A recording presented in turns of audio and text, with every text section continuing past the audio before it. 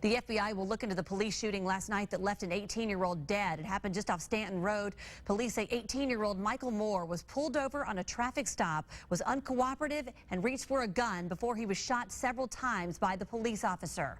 News 5's Peter Albrecht has the latest developments.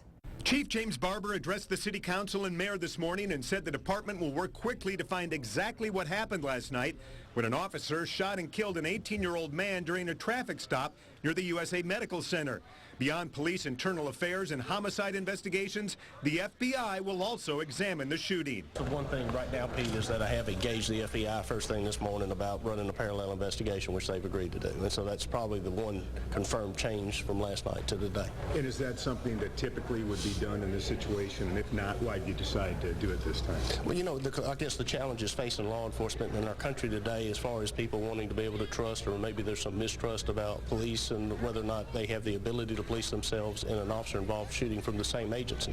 Mayor Stimson endorses the idea. Having the FBI engaged in this, I think it puts a lot of maybe issues to rest that people have concern about, how will this be handled.